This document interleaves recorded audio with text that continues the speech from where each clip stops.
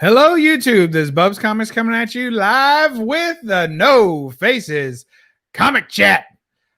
With me, as always, we have DS Comics. Say, hey, everybody. DS. DS, are you there? I don't think. Roger, are you there? Yes, I'm here. Greetings, oh, everyone. My gosh. What happened to DS? He dropped out. I don't know. MIA. I don't know.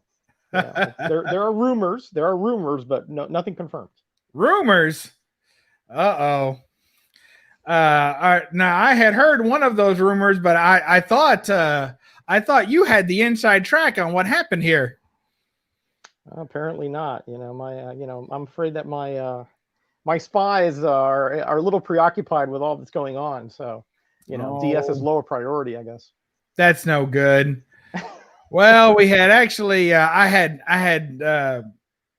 really didn't want to say this.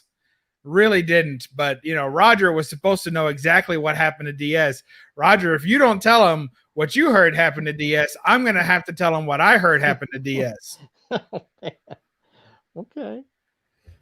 All right. Well, hold on. I'm getting an urgent call. Roger, shout out the chat. All right. We Hello? got Gretzky in here. We got Werewolf by Lunchtime. I guess very, very loyal here. Yeah. How you doing, Gretzky? How you doing, Werewolf? Man, it's 7:04 a.m. Wow, we're honored. Stay you have to Sean, how you doing, buddy? All the way from Florida. Move it to your inbox. Mike, all the way to in Canada, Western Canada out there. Hope you're doing fine. And then it will enable the link. And we got Pope Cerebus the First, the comic general. I salute you, sir. And my buddy from down here in Mississippi, Southern Comic Geek. How you doing down there? All right. Roger. There you go. It's very nice. Right. And here is Bub back in the chat. I'm back, baby. Don't you know it? Well, did you tell him what happened with DS? No, I did not divulge anything. I wouldn't do anything without you being here too. All right. Well, we'll just let you all know. Unfortunately, he's contracted the Corona Cooter. It's a very it's a Corona Cooter. It's a very rare, very rare disability. It's not in any way related to the coronavirus. This is more of a differently transmitted ailment that he's encountered. Similarly, though, he's imposed a self-quarantine to which he's not allowed. In fact, I think his Mrs. DS took all his cellular devices and mobile internet devices away in order to stop him from, spreading it further. Oh man! So there has to be communication involved for this to be spread. I'm assuming. Yeah. Oh man! DS chiming in. He says it's just not the case. It's not coronafied. No, it's not. It's not. That's what he says. He says definitely not the case. But in his stead, we have the great Jambo Comics. Say hello, Jambo. Hey guys, glad to be here. Hey Jambo, how you doing, buddy? Hey Roger, how you doing? Oh man, great to have you on here. Great to have you. Oh, good to be here with two of the best on YouTube. Oh man, I tell you, the check's in the mail, Jambo. No problem. That's good because I sent him a bill. I hope the numbers match. I think they got lost, Bub. Yeah, sure. Nowadays you never know. No, things don't meet that. That the president said mass are disappearing. So who knows? Maybe comics and bills and payments, everything could be too. Now we went to a drive-through comic shop today. Nice. Wow. Yes. Cool. Yes. So you drove right through it. Drove right through it. Brakes went out on the workman. They just threw it in the. They just threw it through the window as you drove through it. It's like a car wash, right? Yeah, exactly. So that shop that you went to, is that one of your regular shops? Yeah, it's one I go to in Richmond, Kentucky, down there when I'm down that way. And the guy's pretty cool. And you just call into the store there and say, "Hey, I'm looking for this, this, and this," and he grabs it off the shelf and brings it out to your vehicle and takes your money. Yeah, they're doing the same thing over here. Well, so what did you do to like what did you ask for? Like you just went and told them I want new books? Like were there new books you were waiting to pick up? I don't get new books, so I was asking if you had any of the facsimile stuff, and I got a couple of those, and that's about it. Cool. Nice. That works. Hey, we got Joey Bag of Sevens in the house saying one Kentuckian is enough. That's not true, because sometimes it takes two of them to make a single point. There you go, Jambo. It's true, isn't it? I would be offended if it wasn't true. And we have hey, we got to address this. Jambo, look, everybody, this may be the greatest no faces display ever. I mean, my goodness, a man after my own heart. We'll go with heart. I did that especially for you, Heart. Well, he had I don't know if you noticed, Roger, his last video. I think he put it up today, even, or maybe yesterday. That he had a life size, or it might have been a hair below life size. I don't know. Betty Page. Cardboard cutout too. I assume it's cardboard. It's not made of like silicone or anything, is it? Well, I tried to get that one, but it was a little too expensive, so we had to opt for the cardboard. I understand. It'll probably hold up better. Hey, we got Deadpool 2323 in the chat, an alumnus of the No Faces Comic Chat. We miss you, buddy. Looking forward to some more videos from you. And I'm sure he's very busy. I'm sure he's very busy down there in Florida with all that's going on in his line of work. He's in emergency response and all that. Oh yeah, Seawood's in the house. Southern Comic. I haven't even bothered calling him because I know he's busy. Oh yeah, I'd say right now they're covered up. James Gallegos in the house. Gallegos, that's how I say it. I don't know. I heard somebody in the chat one time say Galagos. I was like, that can't be right. Yeah. I mean, that's like saying Galapagos when it's clearly Galapagos.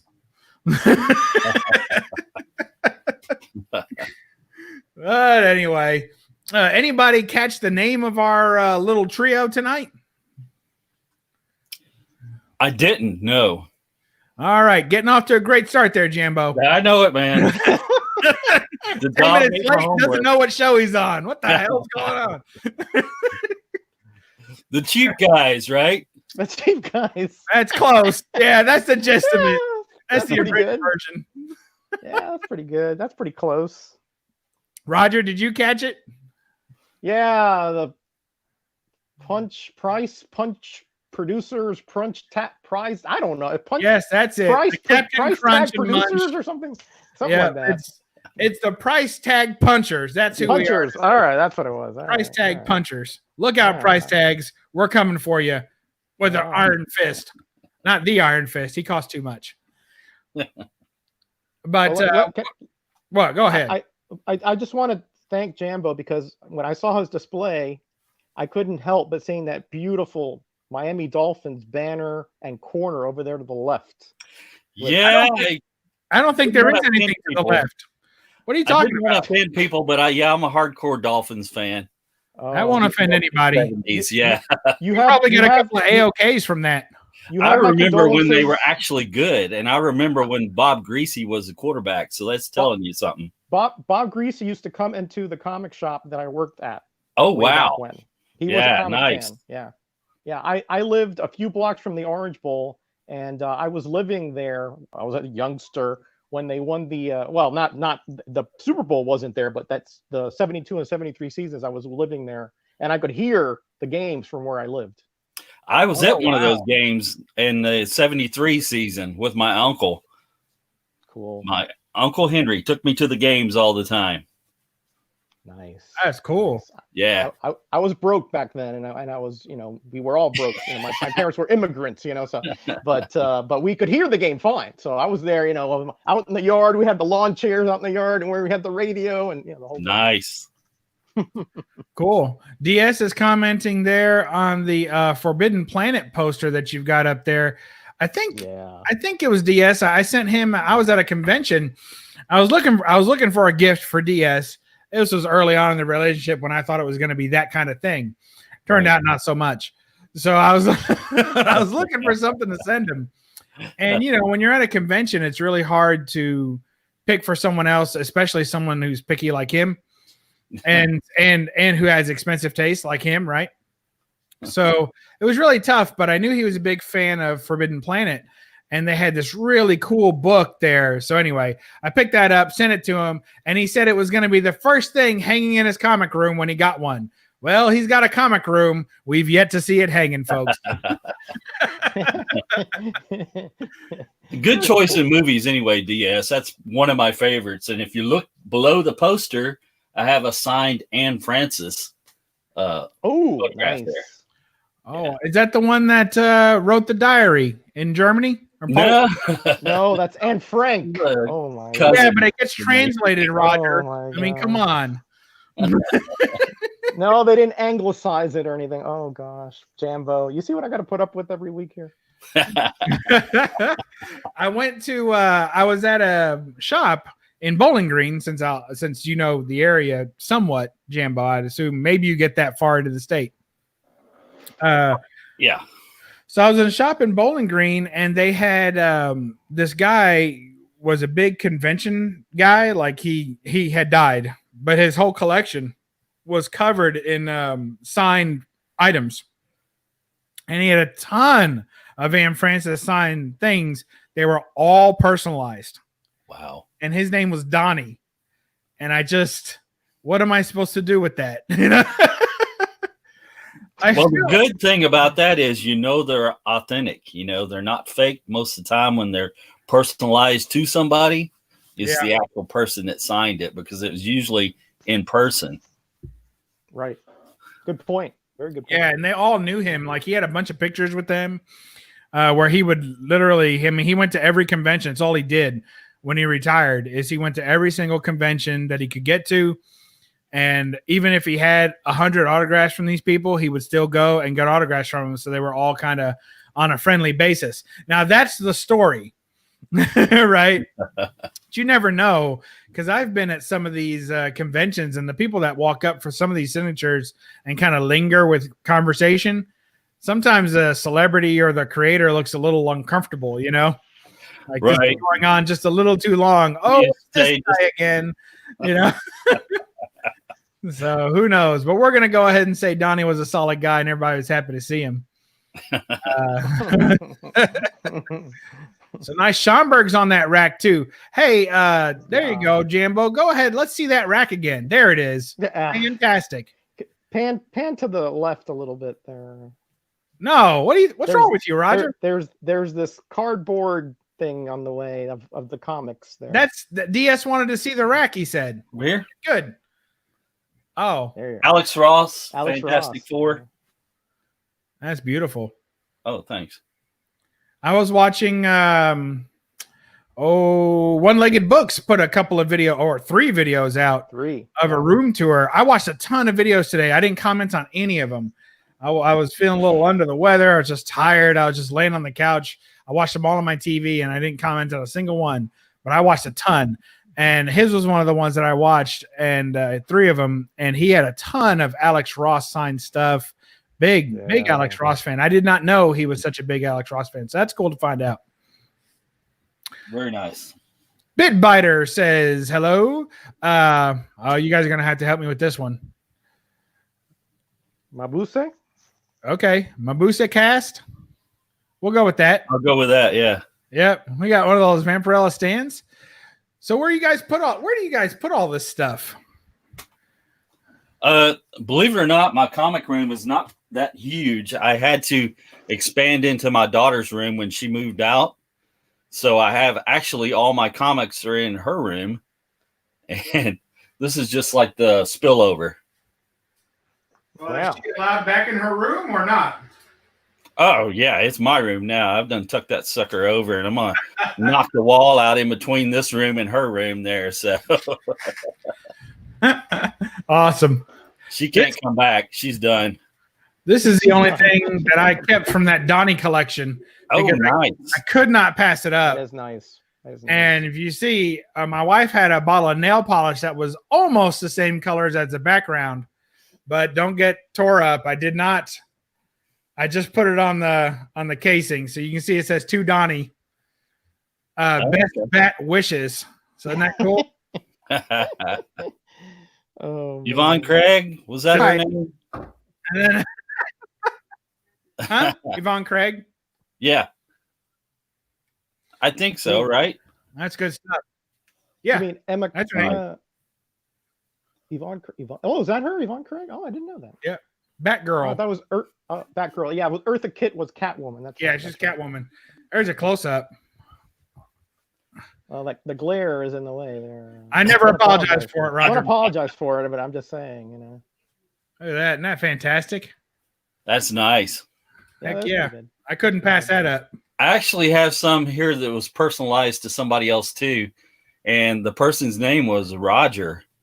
What? So, yeah. Cool. You missing some autographs, Roger? No, I'm not an autograph guy, so I can't say I can't even pretend that it's mine. Okay, here's one. To Roger from I can't read it. It's Angie Dickinson. Oh, nice. Oh, Angie Dickinson. Yeah, policewoman. All right. Okay, cool. Yeah, I've got a few actually from this guy was a big collector. And it was kind of the same thing you said, Bub. He passed away and left a relative all of his signatures, and they were selling them off and stuff. So even though I'm not Roger, I didn't mind having the Angie Dickinson. Yeah, that's nice. That's nice. Nice. I don't mind at all. I mean, if you can have it, I'd rather have it. Right. If I could get it personalized, that's even better. But if the only way I can get it is personalized, then I'll take it. Yeah. Mike from Area 51 says she was a hottie. She was in the day. I don't remember her all that well. I remember seeing the show when I was younger, but she also had that uniform, right? So she was like the world's first supermodel, wasn't she? Had to be. I mean, she was making movies with John Wayne and stuff back in the day. So yeah. Yeah. That's cool. Where are you seeing? Oh, there you go. She had a ranch about 20 minutes from my house. Oh, was she breeding polar bears? Good. Polar bears. She wanted to get away from all her fans, apparently. Well, I don't. She wanted to get away from Roger. That's right. Whoever that's not me now. Not this Roger, but another Roger. I was prepubescent, okay, when she was, in the shows. All right. That's funny.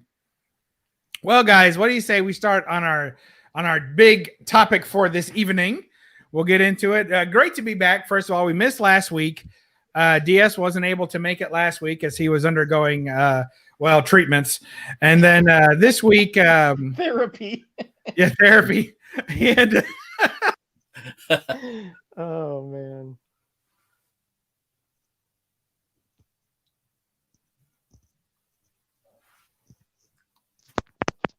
Oh, did I lose you guys? I'm here. Okay. Oh, you're still here. We're good. All right. So we will go ahead and start off tonight. I won't even ask you guys what the topic was because I'm sure that would be a complete waste of time.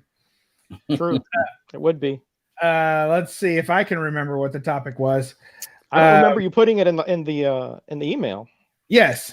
Well, it's, look, Roger's spoiled. Okay. True. My show was the first live show he was ever on, right? True. And I was like doing, and I still do, I guess, not tonight, but I do all these emails and I put a picture of the card, the thumbnail, put a picture of the thumbnail in there. I do everything I can to make it just absolutely, perfect. And with all instructions for any new people that sign on, including the topic and everything. And Roger's just spoiled. He doesn't want to go to YouTube and see what the topic's going to be. So you did all that, Bub, and I still almost messed it up, man. So well, it turns out I sent it to the wrong email address the first time. Yeah.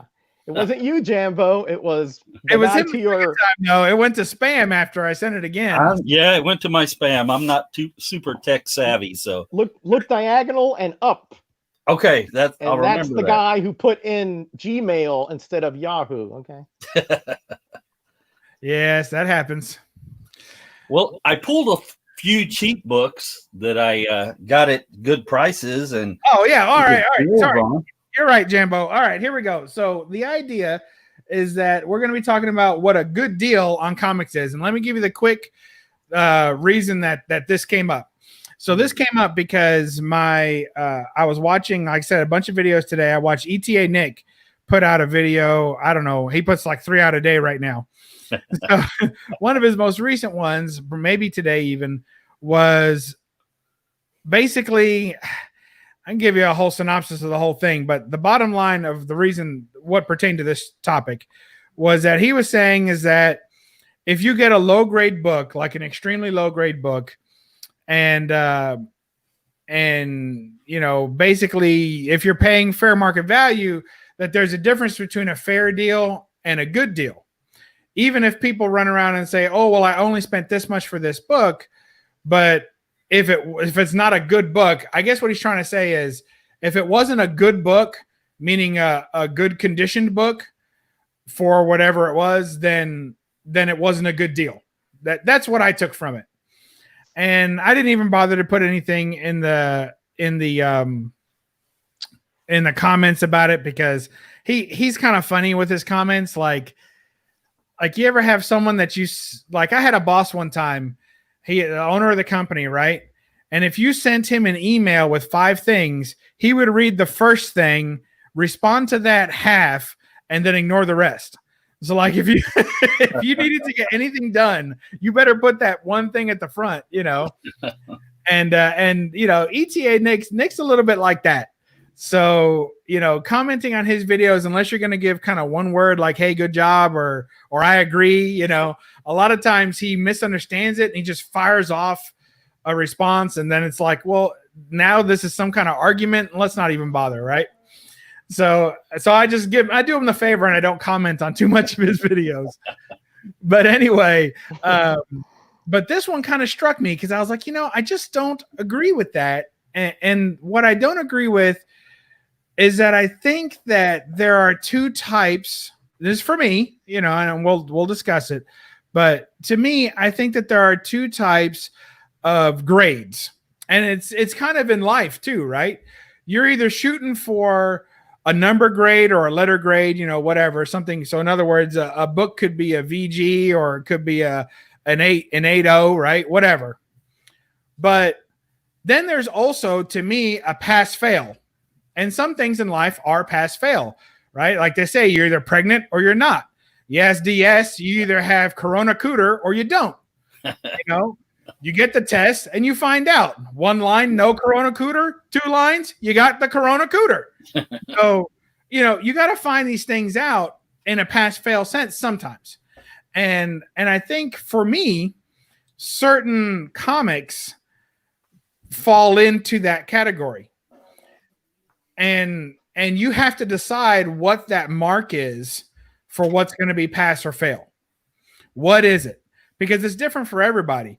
You know, a coupon cut out of a book, incomplete, cover ripped off, all that's a 0.5, right?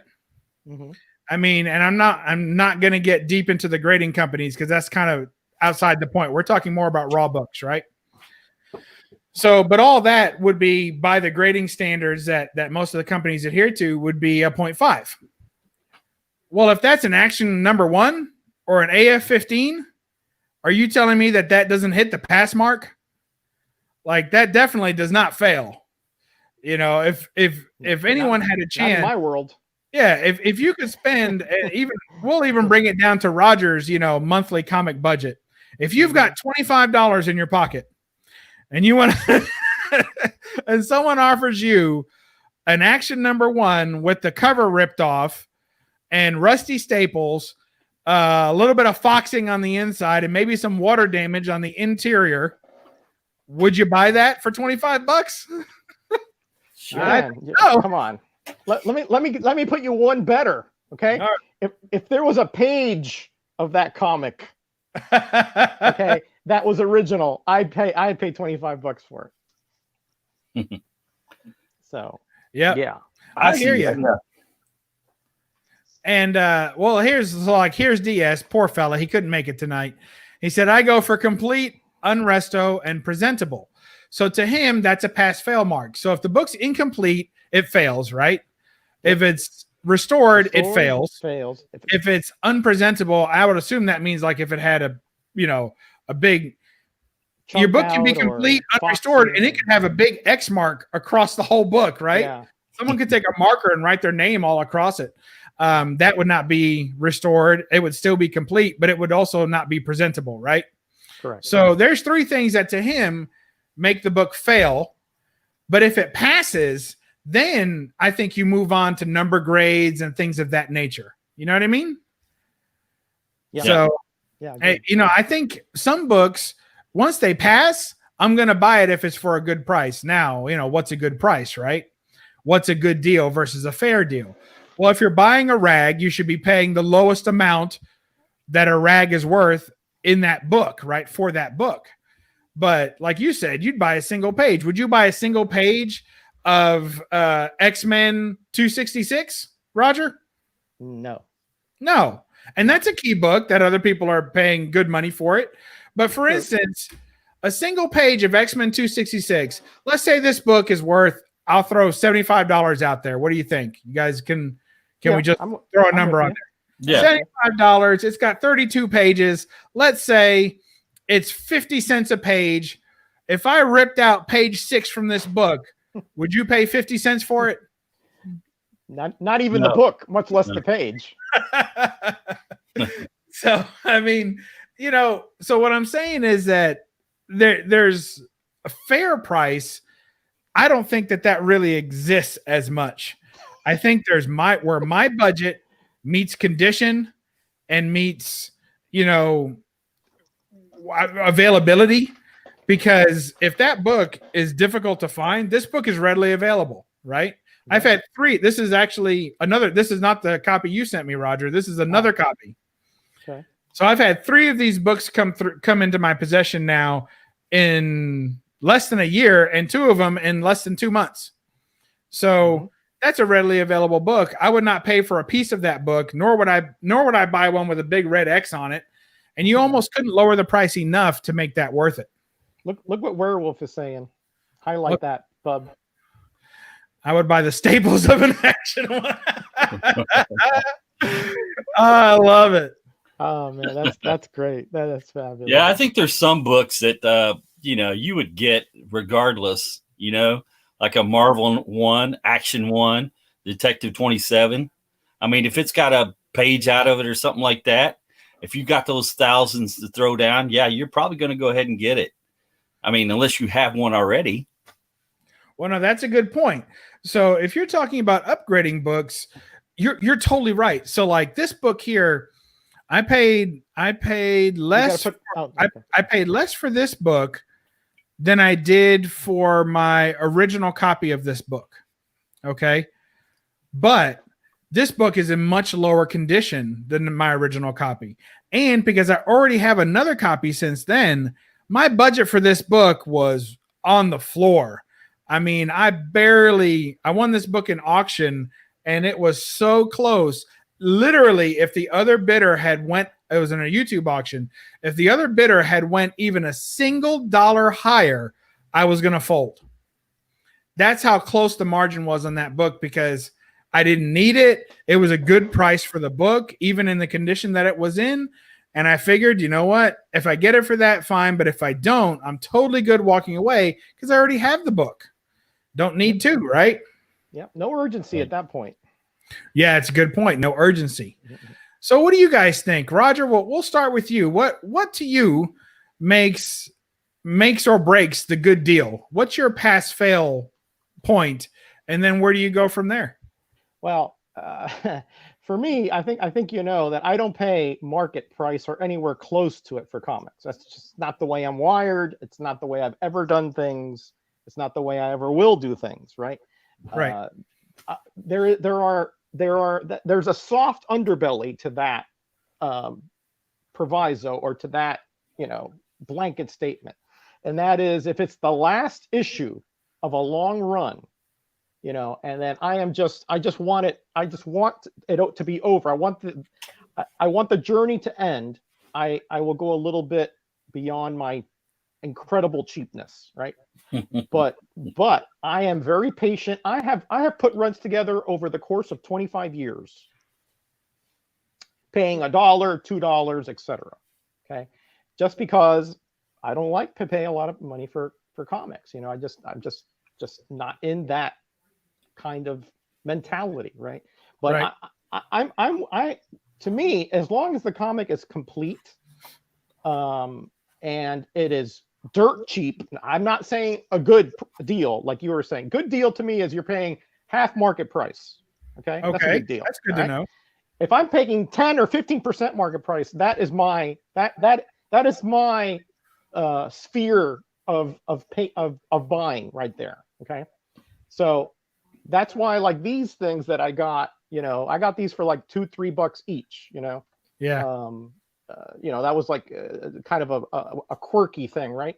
Like I lose 95% of my eBay auctions that I bid on because I underbid so much. But to me, there are so many other things that I have to spend my money on that, to me, the only reason I'm in this hobby is for fun.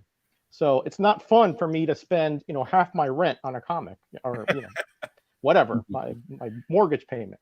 So if it's complete, that's good enough for me. So, ETA Nick is on another.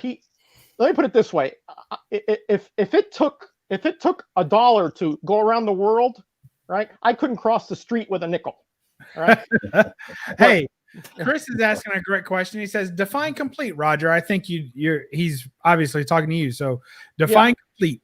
Okay, like if it's off a staple, that's still complete. If it's missing a tiny chip somewhere, that's still complete. If it's got a big cutout inside, that's not complete, obviously. Okay. But if it's just missing a tiny chip of the cover or a non-panel part, like how some of the borders are sometimes they chip off with Marvel chipping, or they fold, a dog ear will fold it off because of the stress. That's fine. If it's spine stress, that's fine, except unless it's so bad that it's absolutely ruined. What about coupon cutouts or advertisement cutouts? Do you consider that incomplete? Yeah, I do consider that incomplete. Correct. Yeah, I do too. That's why I never say the book has to be complete. Now, people will ask me, they're like, well, what do you mean the book doesn't have to be complete? And I'm like, well, I'm not saying that I want a book full of holes, Right. But what I'm saying is that if the book has an advertisement or a coupon cutout, and again, it's the right book. If it's this book, once again, I want it complete, But if it's, if it's this book, I don't care. The Marvel value stamp, would I prefer it in there? Of course. So I guess I shouldn't say I don't care. I do care, but I'm willing to negotiate with myself and say I'm happy with that. So I want complete story. But I'll take it a step further, and I wish I had one hanging. Oh, here's one. Hold on. I'll grab it real quick. So this is no faces, right? Because I'm not wearing any pants. Well, that's a scary, even mental image. Yeah, you should see it coming at you from across the street. All right, so here's I really shouldn't. So here's a great example. To me, this is All Flash number 8, right? Golden Age book. This book didn't have to be necessarily the Flash book that I got, but I wanted a Flash book that showed the Flash on the cover and wasn't too goofy, because a lot of these Golden Age DCs have very kind of silly covers, right? Yeah. So is this book complete? Well, it's got front and back and everything. Well, it's missing the centerfold, right? Mm-hmm. It's missing the centerfold. So when I purchased this book, it was listed as centerfold missing, right? Interrupts story and art. Not complete, right? Mm-hmm. So Chris is like, so you want a complete story? Well, what happens is that the centerfold turned out to be 2 pages of advertisement, right? Because it's 4 pages to a centerfold, right? Right. So 2 pages of advertisement, and then 2 pages of some backup, like, wannabe Popeye story, which had nothing to do with the main Flash story. Right. And it's the only secondary story in the book. The rest is all just chapters of the Flash. And in the centerfold, they throw in an extra little mini story, kind of like an intermission. So with that gone, I still have the complete main story that I bought the book for. Right. So to me, that's complete enough. Yeah. You know, but it certainly, if it was graded, it would not get a complete label. It would be, you know, it would definitely be incomplete. And a lot of people will consider it incomplete. And if you didn't know what was on those pages, you know, if you thought you were missing part of the story, you know, a part of the main story. But to me, that's a perfect book to buy incomplete. Yeah. And if I had spent, I would not have wanted to spend hundreds more for this book in order to get those ad pages and a crappy Popeye story, like not even real Popeye. I think even real Popeye or something. I don't know. Yeah, that's the thing when you ask me what I like and what I go for. I mean, everything has an exception, right? Because if you're talking like we were talking about Action 1 or AF-15, I mean, if I even get if I get the Spider-Man story from AF-15, for a cheap price, again, not a good price, a cheap price, right? Then yeah, I'm gonna go for it. That's I make exceptions for iconic acquisitions like that. But if it's just a run filler, I'd like it to be complete. Yeah, I can see that. What about you, Jambo? What do you consider complete in your collection? And is that something that is one of your pass-fail deal breakers, if you will? On an old book like that, I'm okay with something like that doesn't affect the story, because most of those I don't have complete runs on anyway. So I'm just looking for individual books that I might like or something that appeals to me. But I mean, if I've got a book, the cover's there, and say like it's got a chip out of the back cover or a piece out of the back cover, I'm okay with that. As long as I get the good price and the good deal on that, I'm okay with it, because, that frees me up more money most of the time if I'm at a convention or something like that, where I can buy more books. And that's the name of the game to me. Yeah. He who has the most toys at the end wins, I'm with you. I'm with you.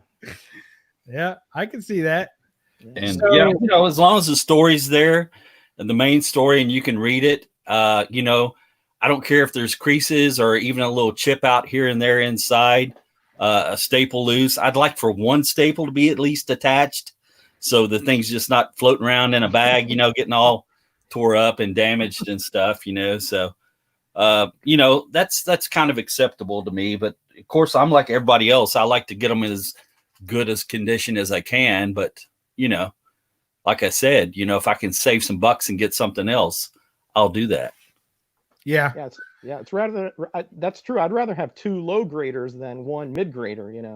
I'd rather have more good or stuff that I want than even if it's a lower grade. And if you're feeling like a run, and you can get 2 or 3 books of that run instead of just one, I mean, to me that makes more sense, unless it is like a supreme key. It's something that you're really wanting, and it's like a really sought after book, and then you might make the sacrifice and pony up some more money or something. Yeah. That's unless that's inevitable, unless you run into very lucky kind of situation like I have before in estate sales, things like that, but those are few and far between. Yeah, you gotta get real lucky with that stuff, don't you? Yes. Yeah. Those don't happen much like they used to. Yeah, especially not everybody's gotten wise to that stuff. Yeah, exactly. With the key collector app and eBay, pre 21st century, you had a much better chance of finding really good deals, cheap deals, but now not so much. I got a buddy. He's oh gosh, what area? I think he's in. Anyway, he's closer near you, Jambo, but he is. He goes and he buys estate auctions, and he's a picker, right? Right. So, and he has a garage full of stuff, like a commercial garage where he sells out of, but mostly he does online auctions and eBay and stuff. And whenever he comes across boxes of paper, he just buys them as cheap as he can get them, but he buys them. And he says usually there's 1 or 2 things in there. He knows nothing about comics, nothing about magazines. He's the kind of guy that he posts on eBay and it'll say like vintage comic, and it'll be like, a Spawn #1, But you know what I mean? That's what he does. Knows absolutely nothing about it. And I've told him before, I'm like, man, when you get these comics, call me, you know, and I'll come over there and I'll sift through them and I'll tell you what's what. And we'll get a good deal on some of these. And then others I'll just buy from you. Right. And I'm like, of course, right? Absolutely. So I'm like, let's do that. And he's like, nah, I'm good. And that's not just because he may not enjoy my company, but that's after all, I did introduce him to his ex-wife. But other than that, I think part of it is that he says he doesn't have to worry about it because the market will decide how much it's worth. So he throws it up, starts it at $1, and whatever happens, happens. He's like, let the buyers know more than me. He doesn't have to be an expert. He loves the auctions because he doesn't, although he enjoys learning, he doesn't have to be the expert in all these things. He just lets the buyers educate him. And then when he sees something again, he's like, hey, I made a lot of money on this last year. I should be able to make a lot this year. And that's the way that he looks at it. And I guess that's one thing. But if your listing is bad, which is what I was trying to help with, I'm like, if you've got a bad listing, you're not attracting good buyers. So I found a lot of good books on eBay just by simply the person that listed it put it in the wrong spot or didn't describe it very well, or it just shows up in the wrong area and nobody's looking at it. So you get a really good deal on it that way. Yeah, I got this book here, this Raphael 1, because in the listing it was spelled Raphel, Raffle. It said a Raffle comic #1. I was like, okay. So I found it just searching, scrolling. And so there you go. It came home with me. He should have paid more attention in school. He would have made more money. Right there. It was like, it's like one of those, trivia shows that we do. And it's like, whose first appearance is this? Gee, I don't know, I've scored at some of those dyslexic auctions too. When I was doing a lot of video game restoration, a bunch of Ataris would be spelled like Atar, A-T-I-R-A instead of Atar, A-R-I.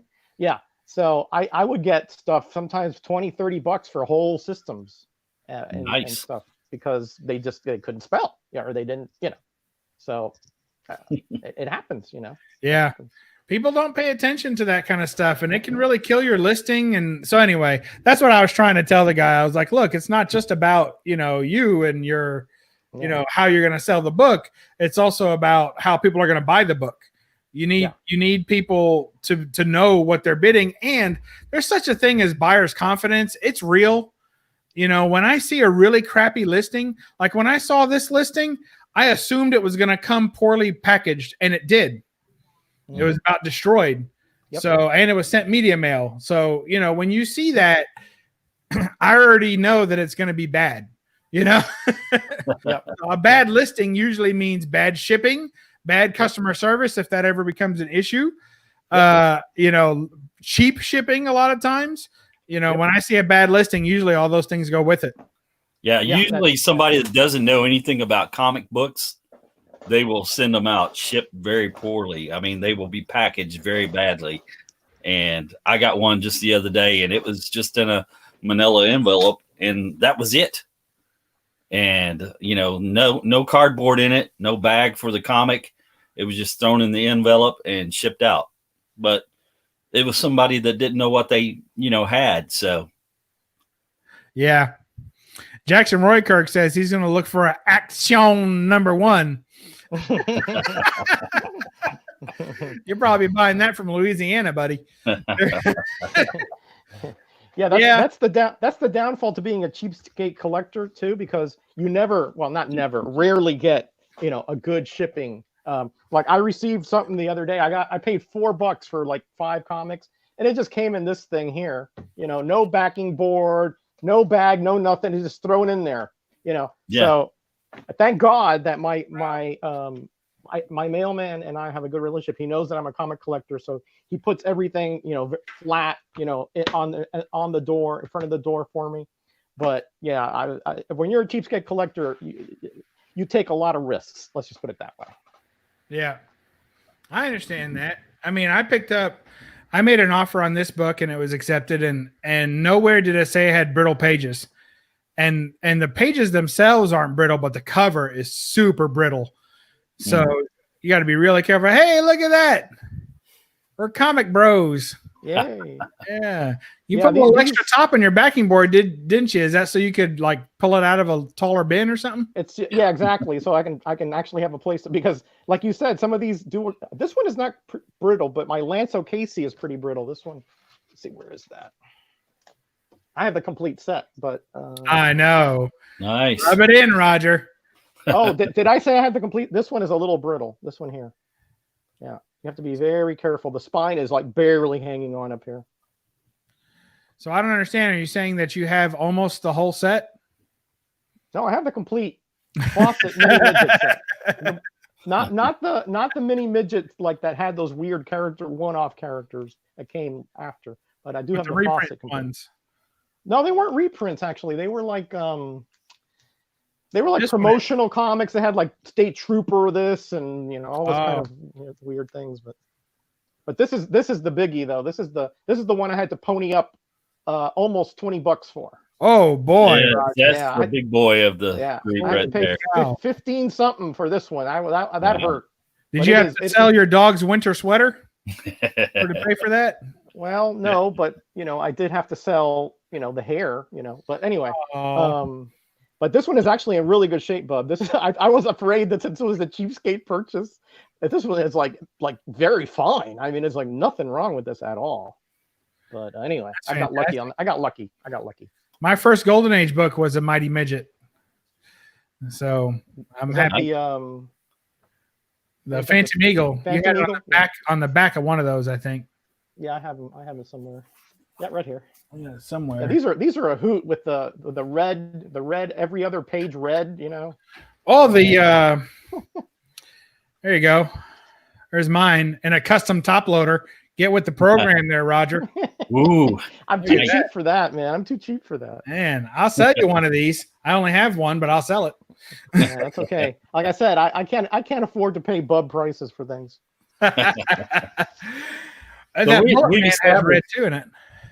We've established we're all cheap. What are some of the places you guys go to find your books and stuff besides, the shops and everything? I know, Bub, me and you have got like a common interest. We go to peddlers malls and flea markets and things like that. Yeah. Is there other places you guys go to find cheap prices and stuff? I tried to clean houses for the visually impaired. Does that count? Yeah. I moved to Mississippi a little over a year ago, but when I lived in Florida, since there's such a huge retirement community where I lived, there was 20 estate sales every weekend. Wow. And I just couldn't make all of them because it just, I didn't have the time. But I had some huge scores at those because, again, people they pass away, and sometimes the estate sale company knows what they have. Sometimes they just want to blow it out because they say, we got to sell the house in a week or whatever. And sometimes you get some really good scores. So that was my go-to thing, is those estate sales. That's fair. I like that. I always like to be able to go places that I don't expect to find comics, but anymore I kind of expect to find them everywhere. It doesn't happen, but, you just have the expectation. Yeah. Right. I do like that. I do the peddlers mall, like Jambo said, and I do, flea markets and stuff like that. But honestly, I don't have that much luck at some of those. Now, I've been told that some are better than others, and when I was collecting all kind of willy-nilly, when I was just picking up everything and I was completing a bunch of runs just for the sake of it, when I was doing all that stuff, then I definitely hit up those types of places more. Because as a run collector, you can get a bunch of books at flea markets and peddlers malls and things like that for dirt cheap and fill out a run. So everything but the keys, and then sometimes you find the keys. So, that's really helpful. But once I kind of transitioned away from being too much of a run collector and moving more into, not just keys, but kind of stuff that really speaks to me, you know, trying to be more selective in what I picked up. Then I rarely find things at the Peddler's Mall anymore or any kind of flea market. It's almost I used to go in and walk out with a stack that thick every day. And then I would go home and think about the books that I didn't put in that stack and go back tomorrow and buy those and another stack. You know? So where you getting them at cheap prices. Yeah. It's hard to turn down, and then you find a place with like a good 50-cent bin. Oh man, tear that place up. You come home. Now you spend only $10, but I spend more in bags and boards at that point. I don't know where to put them all either because I have no room for a stack that big of books I don't really need. I got these at the Peddler's Mall in Harrodsburg, Kentucky. Oh, nice. Yeah, I mean, they weren't in great shape, but they weren't terrible. And they were like $10 a piece, and they were complete, and the covers were attached, and just a little wear. I mean, $10. I mean, now I've heard of that Peddler's Mall in Harrodsburg as supposed to be a little honey hole. Someone tipped me off to that before, and then someone else jumped in and said, "No, that place is overrated. Every time I go, there's nothing." Well, he had a few good books, and he had a lot of crap. So. Oh. That happens. It's what you're looking for, I guess. It might depend who gets to him first, too. Right. Yeah. As I found out on the good stuff. Going to a shop that you sent me to, Jambo, and I found out that, man, I should have been there the day before you went. Well, Jambo's smart. He's like, hell yeah, go there before I am. No, come on, man. He cleaned the place out, then sent me over there first. He left you whatever the dregs are. He left you a lot of cave woman. Yeah, the price was a little steep on a lot of those. Yeah, you got to haggle with you, man. I mean, even haggling, I feel bad, although I think he was open to it, but like some of those books he had for like $20, $30, and I was thinking like $6. Exactly. It was my first time buying from him. Yeah. So if the gap was that big, I just let it go. I was just like, I'm too big a gap. It's my first time buying from him. Let me find the books that he's closer in price and work those down, I usually stay in there for a while and just, I haggle around for quite a while with him. And I think by the end of the day, he's just glad to get me out of there. So, whatever, man, just take it and go, You wear him down, Jambo. Yeah. Yeah, I was in there for 4 hours. Oh, man. And I was going to go. I planned to go there, go to the gun store across the street, the gun shop across the street, and then down the road is a Half Price Books. So I was going to go, I was going to hit all three of them, and I ran out of time for all of it. I spent the whole night at that one shop. So that happens. It was a great shop, though. Thanks again. Oh, that's all right, man. Cougar Comics. Wow. We got Cougar Comics, Discovery Bay's in the house telling me to look for my mystery box he didn't send me. I'm not falling for it there, buddy. I had him going for about 2 weeks, though. And all his live streams, he always has this crazy, stupid pile of comics to go through, right? Hey, that was pretty good. Yeah. That was pretty good. So he always has that going on. And so when he would go in to dig for him, people would tell him, oh, pick out this box, pick out that box. And I would say, hey, did you get a box from me? Whoa, Bubs, did I get a box from you? Hold on. And he goes shifting, I didn't send him a box. So yeah, he has a tower, so that probably takes him 20 minutes to figure out you didn't. Yeah, there for about 2 weeks. He was falling for it pretty regular. And then he caught on. I can't get him anymore on that one. JB's a good guy. I can't believe you did that to him, Bubs. I had fun with him. He's so excitable. I like excitable people. Yeah, he is. He is. True. So we got Bigglesworth in the house. Gretzky's here. DS Comics is still here. Well, he's just hanging out, I guess. So thank you all for being here. Really appreciate it. Bitbiter's still here. Metarog's still here. I don't know why. Thank you all for being here. We're just kind of kicking around some ideas. Nothing better to do, Yeah, I'm sheltered sure anyway. We're all like homebound at this point. Hey, I tell you what, I got a new computer this weekend, a new Lappity Top. So I hope that all of you appreciate this high quality stream here that we're getting, because boy, does it make a difference the computer you have that you're using, you know. Oh yeah, it makes a big difference. I can tell the difference. Like I can jump things in and out quickly. You know, every now and then you get like something jumps in. Just go, oh my, what is this? Oh man, get that off there, Roger. What are you doing, Roger? I'm gonna take away your keys. No. I think it's kind of superheroes are just wrong. You know, they're just wrong. So anyway, it's working out good. I think it was a good investment. And so, and hopefully, you know, if we ever get over a certain number of subs to this here channel, then we can, well, I went ahead and already paid for the StreamYard monthly so that it could be a little bit better quality. I think it runs a little faster. You get a little bit more priority, you know. Oh, that's right. You don't have the watermark on there. Yeah, watermark's gone, and we're able to do things like show the, you know, Roger's favorite Wonder Woman sketch. So I was a fan of that show. And we had the pretty background, you know. Oh yeah, I saw that. I was like, I'm wondering what that was. You know, when I was calling in, I was like, hey, I don't remember that. Oh man. Roger. Oh man. I love that, man. That's funny. Phantom Menace. I'm gonna have dreams or nightmares or terrors or whatever of that. It only works in this chat. See, only good for this one. There's got to be another Roger out there. Oh, there is Roger Wheatley. Roger Wheatley. Yeah, but he changed the name of his channel, didn't he? Well, he didn't change his whole name though. He didn't? He's still Roger Wheatley. What? You mean I didn't have to legally change my name to Bub? This is ridiculous. Oh man. I think if you get a certain amount of subs, you're going to have to. Yes. Be officially Bub. Yeah, when you get to 1,000, it's got to be big. You got to go. You got to be big. You got to go. Yeah. Well, Roger, he should be Metarog now.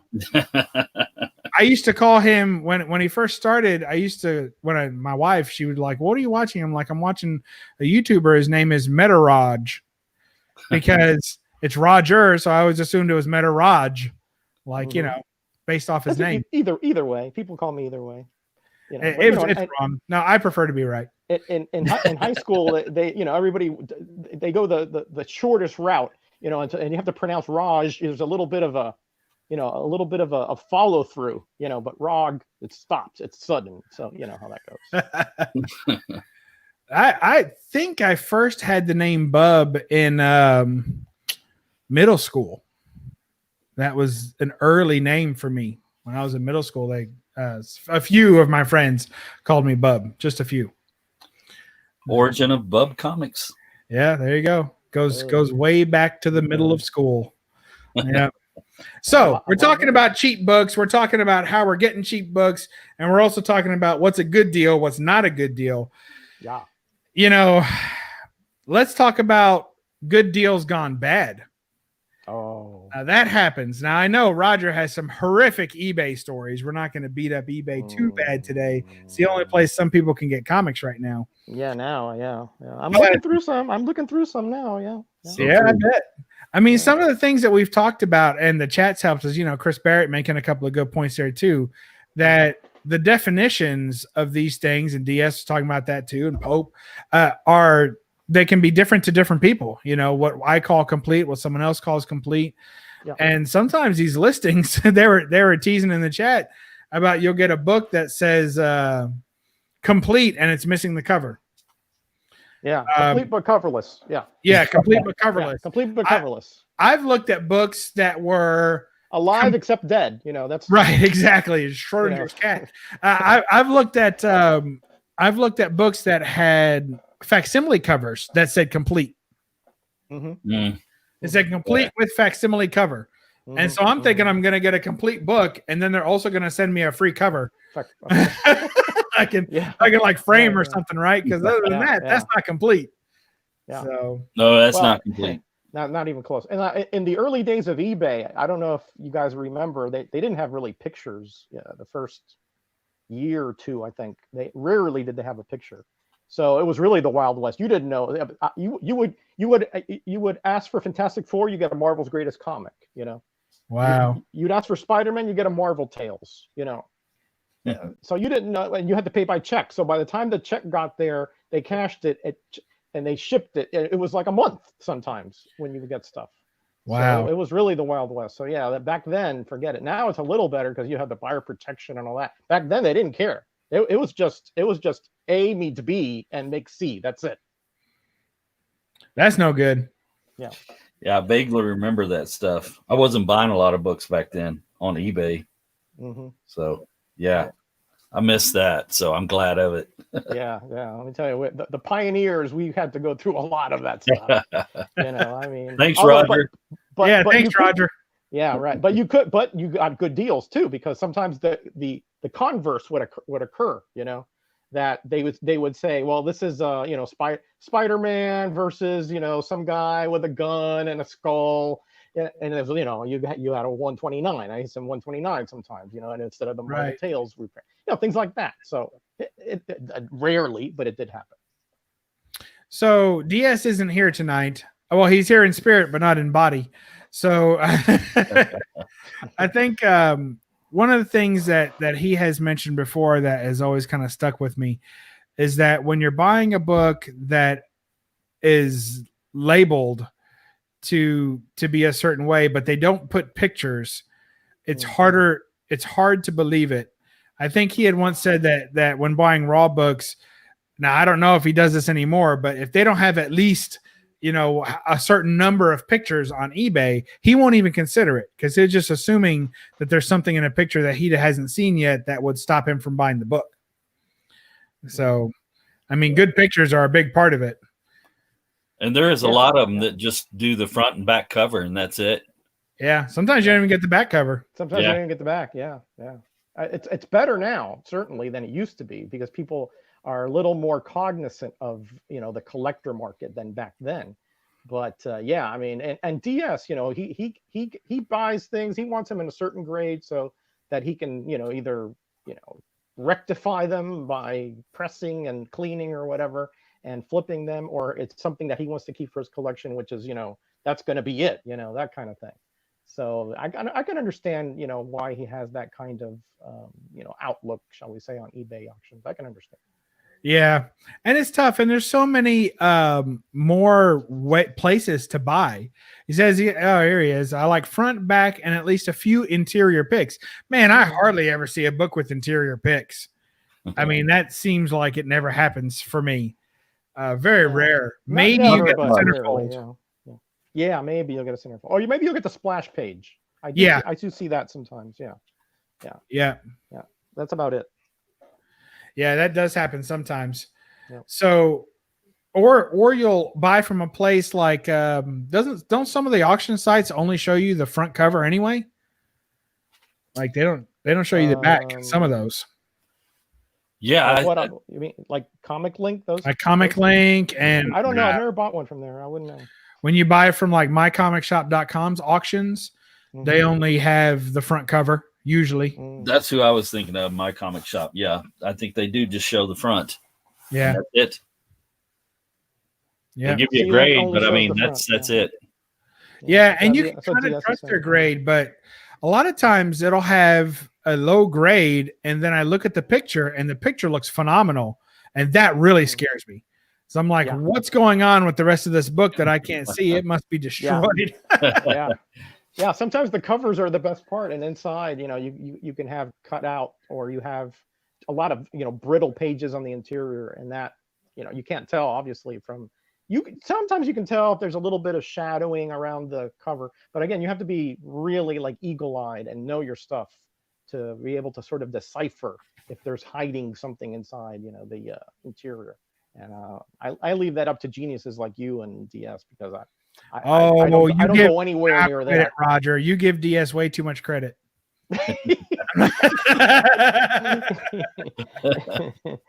Oh man.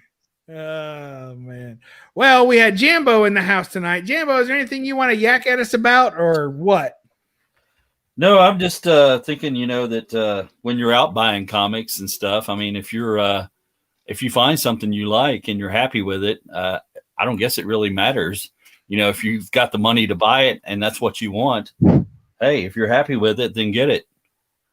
Well, I mean, a lot of people are, I guess that is true. You have to remember what kind of collector that you are, what kind of collector you want to be, even.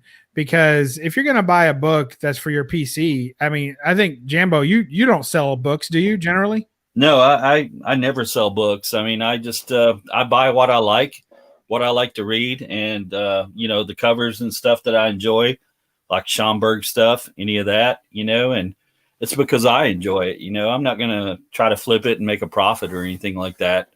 Yeah, it's just for my collection and stuff. I've very rarely sold a book that I wanted to keep. Maybe I've sold 2 or 3 books that I really kind of wish I hadn't sold and would have liked to have back. And in some cases I've got them back, and others I haven't. But very rarely have I sold a book. And that was always like, if I sold one book that I liked, it was to get 4 other books Right. that I really liked, Right. So, DS always says, don't look back at a deal, just look forward, But it's hard to do. Sometimes you get a book that you really do kind of miss, and you don't know you're going to miss it till it's gone. But other than that, I'm enjoying the books that I bought or that I got in trade. Sometimes you do a trade too. Yeah. So these days I really only get rid of books that I have doubles of, or that I've already read the run or looked into the run and I didn't like it. And so I'm getting rid of the run, Right. So I sell runs. I sell off a lot of runs that I've had, and I sell off doubles, keys, double keys, and that's about it. So the rest I keep. So if you're gonna, and I know Roger, he never sells a book hardly. He sold a few in an auction the other night, but it seemed very uncomfortable. So, well, in that case, it wasn't because again, those were not part of my runs. Those were sometimes I would get a deal that I had to buy the whole lot, and I took what I needed from it, and there's leftovers, there's, collateral, right? So I just sold the collateral essentially at that point. And, and I even told everybody, I want people to get good deals, because I got good deals when I bought, those lots. And I think it turned out, I think everybody was pretty happy with them. Yeah, I think so too. I think that if you're someone like us, right, the three of us, really, we don't sell books very often. No. And if you're like us, and well, I mean, every now and then I get into the flipping game, but that's rare. I don't do as much as that as I used to. So the idea is that if you're going to keep a book for your collection, it doesn't really matter what the end grade is going to be, as long as you're happy with that book. Mm-hmm. I don't know. I think I think you're right about that. I mean, if you're happy with it and, it's something you're going to hang on to, doesn't really matter. I mean, you're happy with it and stuff. And the only thing is, if you're collecting everything like I tend to do, I mean, you eventually run out of space. It's like a friend of mine said, you can't have everything. If you did, where would you put it? So, you try to collect everything, but you end up just getting the good thing is you just try to get what you really like and what you appreciate. Yeah. Yeah. I think that's the way to go. How many do you estimate you have, Jambo? I haven't, probably about 10,000, I'd say. Oh, okay. So we're about the same boat. Okay. Yeah. Wow. It's not huge. I sold some books a while back. I told Bub this and helped my daughter out and stuff with school and everything. And some of them was some keys that I regret now getting rid of. Because I haven't replaced them yet. At the time, I didn't really care because I'd kind of stopped collecting for a while. And I'd kind of got everything that I pretty much wanted at one point. And so I just kind of lost interest for a bit. And like I said, I sold them. And now I really regret it. I had a FF1 and Spider-Man 1 and most of the early Marvel stuff like that, Avengers and everything like that, that I did let go. And now I'm trying to get those back, and it's not very cheap. To do that. So. No, maybe now that we're in this financial crunch, there may be some people that have to be, unfortunately, selling some of their, more expensive items to just, subsist, right? Just to get ahead. But I mean, I don't relish buying under those circumstances. But that might be where you might be able to find something at a there you go. And the price. stimulus check is coming, right? It's coming, right? A couple weeks, right? 2-3 weeks. Yeah, we'll see. yeah, I think we will. I think part of that too is that when you have all these books that you know held in your collection, you let them go. I don't know. I wonder if getting that book again, will you be excited as you were the first time you got it, or will you just feel, feeling complete doesn't always make you feel satisfied or happy. You just feel back to normal. So you'd end up spending a lot more money than you did the first time to get a book back. And then you're probably not going to have that extreme excitement. You're just going to be like, yes, I'm glad I have it back. I missed it. And you're going to put it right back in the collection where you had the other one. Right. And then it's sitting in a box somewhere in a room and you forgot about it. And I mean, that's kind of what happened. I mean, I had Fantastic Four from 1 to 200 complete. And now I'm, because I have just a few of those left. I see a 48 there. I've still got my 48 and the 120 I bought when I was a kid, which was my first comic I actually held on to that I started collecting. So I still have that, but the one and all the key issues, I've kind of let go. And, they're getting really popular. Everybody's looking for them, because of the movie deal and the stuff that's going on. So it's very expensive to try to replace those right now. So, yeah. Well, it sucks too. Like, I know you said you got, close to 10,000 books. That's impressive in and of itself, but it's got to be a little bit hard to appreciate all those books, like in a reasonable amount of time. Right. And then some of them are, like I said, are sitting in a box in Andrea's room. And I'd have to go in there and there's like clothes piled on them and, boxes of other stuff, and I have to go in there and dig through everything. And a lot of times I just don't do that. I just go with what's in the comic room here and kind of forget about some of that stuff, really, to tell you the truth. So I need to make a day and just go through there and grab some boxes out and go back through them and stuff. And a lot of them need to be rebagged and reboarded and stuff. Oh, that's a lot of fun. Yeah. And yeah. I'm not being facetious. I think it is fun because, you take them out, you smell them, I usually have some kind of memory that is attached to every one of my comics, and that is why I do go through my boxes, on a rotating basis, so I don't get into that kind of funk, so I'm like, I feel like now I want to get rid of these. I want to sort of, because I know once I get rid of them, I'm way too cheap to reacquire them. So that's why I've rarely sell anything that's in my collection, Yeah. Well, you guys know my collection. I keep it small. It's tight. 3,000. It grew by about 50 comics today, though. Nice. Yeah. I kind of went crazy the last couple of weeks, and then they all kind of just showed up at once. So literally today I had some late night buying, Bub. Huh? Late night buying? No, well, in some cases, yes. But I was just trying to, last or 2 weeks ago, I was just trying to get some stuff bought because I figure, we may not have access to too much, or I may not be allowed to go to the post office or something like that. So if I was buying things and just having them come and kind of scooping up good deals as much as I could, I was still shopping up until the end of last week. So the idea was, then after that, I'm probably only going to do like maybe some YouTube auctions and stuff like that. So I was like, well, this will be fine. Things will start trickling in. Well, heck, man, everything shipped priority and people couldn't wait to get it out of their house. So I ended up today, I had a package came to the door from the post office, from the regular, post mailman. I had a package delivered to the P.O. box that I have in town. So I had to go to town to get that. And then I had a package came FedEx. So that's 3 boxes of books. Wow. And then I bought some books off Alex, the comic hoarder, on Friday night, I think it was. Wow. And those showed up today as well at the post office. I had because he didn't send me a tracking or anything. I had no idea they were coming. So I had 4 boxes of comics that I opened and bagged and boarded today while watching all you glorious people's videos. So it was really something. You didn't make an opening video? Were you opening all your packages? They're kind of clumsy.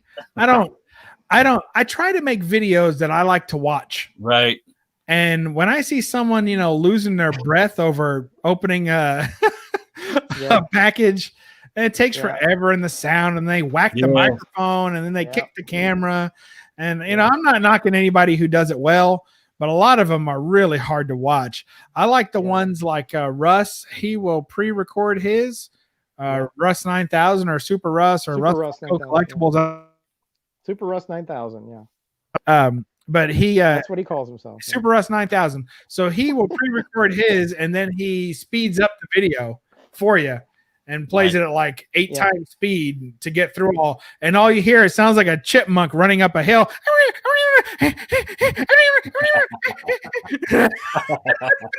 Like, oh man, that's great. Yeah, that's. But it gives everybody else the joy of like feeling like they're opening up a package too, because if you guys are like me, you just can't wait when you get home. If you got a package there waiting on you, it's like awesome, It is, yeah, it is. It's well, like see, Christmas, that's part of the problem too. Is I do feel that way, and honestly, I can't wait to record it. Like I want to open it right then. Right. My son is standing, and he's like 6'4" maybe by now. Oh wow! He towers. He's only 16. And he like takes up all the light in the room with his big head, like hovering over my box. What'd you get? What'd you get? What'd you get? And then my wife is like, oh, you got a package? And I'm waiting to see, like, is it the, oh, how much did you spend look? Or the, oh, I'm really interested look? Or, are we going through the motions? What is this? But she usually wants to see the books and wants to know about them and see, what they're always asked, what's their worth? How much did you pay? What is it worth? And well, that's a good deal. And then she goes about her business, So she likes to hear the deals, Yeah, I get those questions too. So it's hard. It's hard to get a package in the mail and then like have it sit there for the perfect moment when I can record a video or even go live to show it. So I don't have the patience for that. I just tear into it. And the worst of all is Melissa will call me or text me during the day and say, hey, you got some stuff in the mail today. And so like, I got to finish out the rest of my day working my crappy job, and worrying about what I got and everything. So, yeah. Hard to concentrate when they're yes, it is. Happening, right? Like, don't tell me. Just say, don't tell me that I got anything. I'll find out when I get home. Man, I'll tell you guys a horror story that happened to me earlier this week. Actually, maybe it was Friday. I don't know. I'm losing track of the days a little bit. So I think it was Friday. No, it was Thursday. Okay. So Thursday night, the package, or Thursday during the day, right? I'm at work and it updated and I work out of town, like just out of my town, but I'm close, like 30, 40 minutes, but it's too far to drive at a lunch hour. Right. And with all the crap going on, I'm the only one in the office right now. So I went to, so I got the notification that a package was in my parcel locker, right, at the post office. So I'm like, okay, well, obviously I can't go get it now. So I'm sitting there all day knowing that this package is sitting at the post office. It's killing me. And it was a big one too. So I was like, oh man, I can't wait to get it. I can't wait to get it. It was this new computer. That's what it was. It was a new laptop. Right. So I'm like, all right, I got a new laptop waiting for me at the post office. Can't wait to get there. It's in a parcel locker. They take the key and they put the key in my P.O. box. Right. Yeah. So I go, I open my P.O. box, get the key out and get the thing. That's how it happens every time. So work's over. Me and my wife are headed to the post office. We get to the post office. We open it up. No key. There's no key in my P.O. box. So I'm like, what the hell? I look at the delivery again. It says delivered in parcel locker. I'm like, no. So that's freaking me out because I always worry that they'll put the key in the wrong box. In the box next to me or above me or something like that. And then boom, lickety split, somebody walks out with a new computer, right? So I'm burning up the phone. Of course, then everybody's closed time I get there. So Friday morning, I'm there when they open the doors to get in there. And I get in and they're like, oh, yes, you had a package. We already put it in a parcel locker. We took care of it. And I'm like, yeah, it says delivered. I don't have it. I checked my box last night. So the lady goes back there. She said, oh, the key was on the floor. I was like, oh, my gosh. On the floor inside. Like it had fallen or they put it in and it fell back out. I was like, thank goodness somebody didn't pick it up and just throw it in a random box or wherever they thought they remembered it going. So it worked out. But all night I was freaking out, thinking that my package was, lost or kind of stolen. I guess free money situation. So, hey, yeah, Russ, we were talking about you, buddy. Yep. His ears must have been on fire there for a while. Yeah, your chipmunk videos. I like those. Chipmunk videos. So, anyway. All right, guys, what do you say? Should we shut her down? Keep her rolling. Russ is here, so there must not be anything better to watch on YouTube. Well, I think we've been on almost an hour and a half here, so this is it. Yeah. Well, we don't have Mrs. DS knocking his head in with a rolling pin, so I know Roger's got to go park the cat. I got to go park the dog. That's right. I got to park the dog. Chihuahua, yeah. Not a Chihuahua. She's a Goldador. She's a who? A Goldador. Is that a golden retriever mixed with a Labrador retriever? Correct. That is correct. Why don't you call it a retriever? It's the only thing they have in common. Well, true, but that's what I was told to call her, so I call her a Goldador. Well, who told you that, Roger? The people at the Seeing Eye Institute that we got her from. Oh. Yeah. Did Mrs. Roger pick it out? Well, they actually pick you out. The dog picks you out, essentially, depending on how tall you are, how your gait, how you walk, how your lifestyle, all that. Really? Yeah, that's how they pick the dog for you. Yeah. Wow. Do you have did you just walk around with like bacon in your pocket to skew the scale? I should I didn't think of that. But I like that one. I'll put I didn't think of that. But that's what I'd be doing, man. I'll be writing notes. I'll be calling you the next time we get one. Absolutely, man. I'd be soaking my shoelaces in bacon grease. They're all going to want to come home with me. Oh, man. All right, guys. Well, thanks again for joining us. Roger, you got anything coming up on your channel? No, I don't think I have anything up until the roundup on Thursday. And then I think on Thursday we also have Graders Notes. So I'll be putting out a little ad on the community tab for that later on. That sounds like fun. Mm-hmm. What about you, Jambo? Man, I probably just got a small haul video coming up this weekend. I got a few things coming in that I bought offline. I've been doing like everybody else and getting all my books offline. So I got a few things coming. Hopefully my post carrier will make it to my mailbox and stuff. And they've been kind of slow lately, but I guess they got a lot of stuff going on. So you're killing me. You got to go to that shop that you turned me on to. You've got to go there. I've got to call Seth and schedule an appointment to get with him. I think I might try to do that tomorrow or Wednesday. Yes, tomorrow. Do it tomorrow. Yeah, I've got some stuff in there. I don't know if you've seen them. Did he show you anything I had? We won't talk about that, but let me tell you something. If you're not there by the end of the week, it won't be there. So you guys don't have tomorrow. I'll be making a special trip. So non-essential businesses can still be open in Kentucky? You're not supposed to be open for general public. You can't have more than 3 people in your store at one time, and that includes the people working there. Yeah. Okay. Gotcha. So basically, you can only let one person at a time. So it's kind of like by appointment. Yeah. So. Okay. All right. I was just wondering. Yeah, but who are we kidding? Comics are essential. They are. I tried to make that argument, but it was shot down by the governor here in Mississippi. So. Well, good deal. I'll have a crap ton of haul videos coming out because I've got a ton of books. I don't know what I'm going to do. Good deal. It's That's ridiculous. A nice problem to have. Can't wait. Yeah. It is. And some of them are big books, or to me, they're big books. I picked up a couple of real nice keys, a nice Spider-Man key that I've been wanting for a long time. Probably the earliest appearance of Spider-Man that I'll ever own.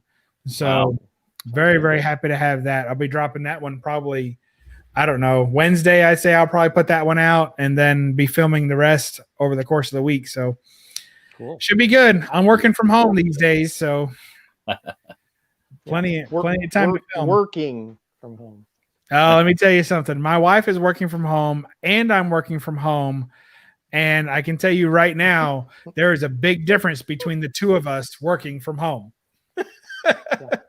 She worked hard today. She worked her hiney off today. And the best I could do would be like, honey, you need another drink? You want me to bring you something? You know, I barely hit a lick all day, and she had her nose to the grindstone. So that's how it is. Not my fault. No. So, Great Legend is a great unboxer. I haven't seen any of his unboxings lately. All right, guys. Yeah, we'll catch you next time. Yeah. BUB'S Comics. We're the No Faces comic chat. DS is on then their Corona Cooter hiatus. But when he comes back, we'll welcome him back with a 6 foot away open arms.